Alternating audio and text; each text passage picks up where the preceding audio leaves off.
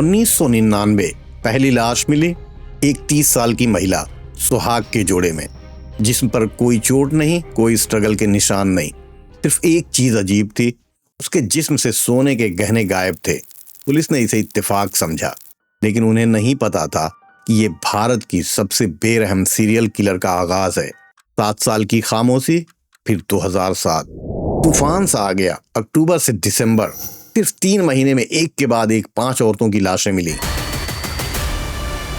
अभी दुल्हन के कॉस्ट्यूम में, जिस्म पर न कोई खरोंच और न ही किसी स्ट्रगल के निशान। पैटर्न सेम था, बस एक बात सब में कॉमन थी, सभी के गहने गायब थे। पुलिस के पास कातिल के बारे में एक क्लू तक नहीं था, मगर मुजरिम की एक छोटी सी बेवकूफी की वजह से पुलिस के हत्थे चढ़ गई। सारी जानकारी के बाद पुलिस को अब भी लग रहा था कि इसने सिर्फ इन्हीं 6 औरतों को नहीं, बल्कि 17 से 22 लोगों को मारा है। ये कहानी है भारत की पहली convicted female serial killer KD Kempamma उर्फ साइनाइड मलिका की, जो कर्नाटक में मौत की सजा पाने वाली पहली महिला भी है, जिसने 1999 से 2007 के बीच बेंगलुरु के मंदिरों को अपना हंटिंग ग्राउंड बनाया और फिर शिकार पर निकल गई। आखिर एक साधारण सी दिखने वाली महिला इतनी खूंखार कैसे बन गई? क्या वो सिर्फ 6 किलिंग की ही गुनहगार थी या और ज्यादा? और क्यों पुलिस सालों तक उसकी परछाई तक नहीं छू पाई? चलिए पर्दा उठाते हैं इस खौफनाक सच से। केम्पम्मा कर्नाटक के कागलीपुरा में एक बहुत ही गरीब घर में पैदा हुई थी। अमीरी के सपनों के साथ बड़ी हुई। बस वो इतना चाहती थी कि उसकी शादी किसी अमीर आदमी से हो जाए, जो उसे इस गरीबी के दलदल से बाहर निकाले। मगर उसकी शादी एक टेलर से हो जाती है। इस शादी से दोनों के 3 बच्चे हुए। उसका पति ईमानदारी से अपना घर चलाने की कोशिश कर रहा था, मगर केम्पम्मा के लिए अब उसकी कमाई कम पड़ने लगी थी। अब उसके पास दूसरों के घरों में काम करने के सिवाय कोई और रास्ता नहीं बचा था। इसी दौरान उसने एक घर में सोने की एक अंगूठी चुराई और बेचने के बाद उसे सोने की असली कीमत का पता चला, जो उसकी उम्मीद से कई गुना ज्यादा थी। बहुत जल्दी बड़ा बनने के लिए इन्हीं पैसों से 1998 में उसने एक चिट फंड शुरू किया, मगर लालच और गलत मैनेजमेंट की वजह से बिजनेस डूब गया। उस पर भारी कर्जा हो गया। इसी बीच एक घर में चोरी करते हुए रंगे हाथों पकड़ी गई, जिसके लिए बिदादी पुलिस ने उसे गिरफ्तार किया और 6 महीने की सजा हो गई। 6 महीने बाद जब जेल से वापस आई और अपने पति और बच्चों से मिलने गई, तो उन्होंने सारे रिश्ते तोड़ दिए और उसके पति ने उसे घर से बाहर निकाल दिया। अब वो अकेली थी, बिना सहारे। उसने पहला मर्डर किया 1999 में। विक्टिम थी 30 साल की ममता राजन। ममता की जिंदगी में प्रॉब्लम्स थी। रोज मंदिर जाती और घंटों पूजा करती। केम्पम्मा ने उसकी रूटीन नोटिस की और एक दिन उससे बात की और दिलासा दिलाया कि उसकी सारी प्रॉब्लम्स हल हो सकती हैं अगर वो एक पूजा करे जो उसे बहुत अच्छी से आती है। उसने ममता को एक खास जगह पर मिलने को बुलाया। पूजा की सफलता के लिए उसे शादी के जोड़े में और गहने पहनकर आने को कहा। केम्पम्मा ने ममता को आंखें बंद कर प्रार्थना करने को कहा और प्रसाद वाला पानी दिया, जिसमें साइनाइड मिला हुआ था, और पीने को कहा। साइनाइड एक ऐसा जहर है जो पूरे जिस्म में अंदर से आग जैसा जलन पैदा करता है। परेशान ममता ने वह पानी पी लिया। केम्पम्मा ने उसके मुंह और नाक बंद कर दिए ताकि शोर न मचा सके। ममता के मरने के बाद गहने और कीमती सामान लेकर भाग गई। चोरी की वजह से गांव में पहले ही बदनाम हो चुकी थी। अब कोई रिश्तेदार भी नहीं बचा था, तो केम्पम्मा ने वह गांव पूरी तरह से छोड़ने का फैसला किया।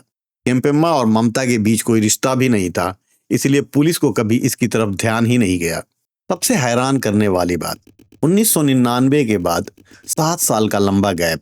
क्या वह रुकी हुई थी या किलिंग जारी थी, मगर किसी को उसकी भनक नहीं लगी। 2007 में मौत का तूफान सा आ गया।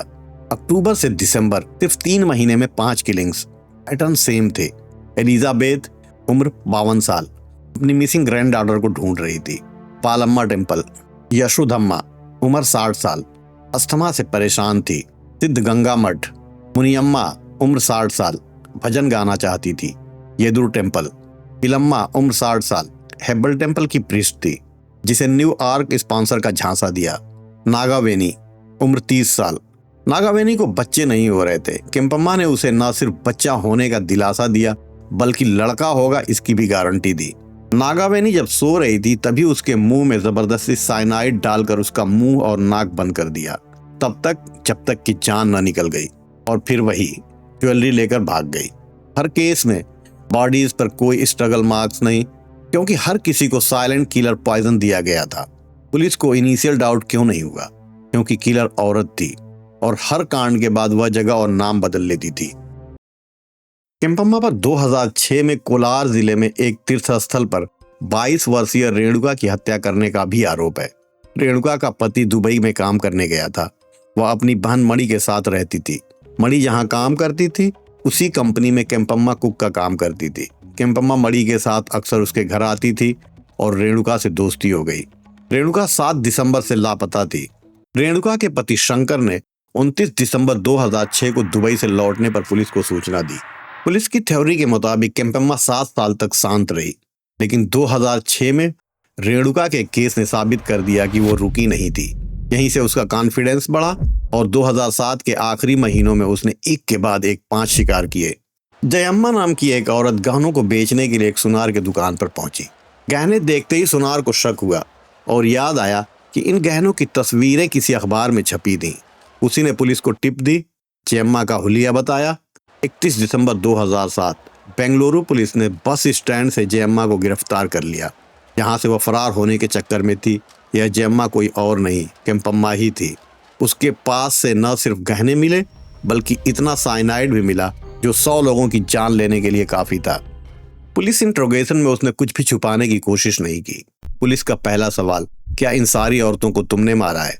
पुलिस को उम्मीद थी कि वह कोई बहाना बनाएगी, मगर उसने बिना किसी हेजिटेशन के कबूल कर लिया कि हाँ। दूसरा सवाल था क्यों? उसने साफ कहा कि मुझे उनकी ज्वेलरी चाहिए थी, मेरी उनसे कोई पर्सनल दुश्मनी नहीं थी। तीसरा सवाल, तुम बेहोश करके भी तो गहने चुरा सकती थी, तो जान लेने की क्या जरूरत थी? उसका जवाब था, वो मुझे पहचानती थी, जिंदा रहती तो मेरे लिए प्रॉब्लम क्रिएट्स करती। चौथा सवाल, साइनाइड ही क्यों दिया और कहां से लाती थी? उसने बताया कि कुछ दिनों पहले एक ज्वेलरी शॉप में काम किया करती थी, जहां ज्वेलरी को साफ और पॉलिश करने के लिए साइनाइड का इस्तेमाल किया जाता था। यहीं से उसके बारे में जानकारी मिली थी। मैं भी वहीं से साइनाइड खरीदती थी जहां से ये दुकानदार खरीदते थे। आखिरी सवाल, जिसका जवाब देने के बजाय केम्पम्मा ने चुप्पी साध ली, वह सवाल था, इनके अलावा और कितनी औरतों को तुमने मारा है? अलग अलग कोर्ट्स में मल्टीपल केसेस फाइल किए गए। 2010 में तुमकूर कोर्ट ने मनियम्मा मर्डर केस में डेथ सेंटेंस सुनाया और यह पहला मौका था जब कर्नाटक कोर्ट ने किसी महिला को डेथ सेंटेंस सुनाया था। 2012 बेंगलोर कोर्ट ने नागावेनी मर्डर केस में डेथ पेनाल्टी को सर्कमस्टेंशियल एविडेंस की वजह से लाइफ इम्प्रिजनमेंट में बदल दिया। आज भी परपना अग्रहा सेंट्रल जेल में उम्र कैद की सजा काट रही है।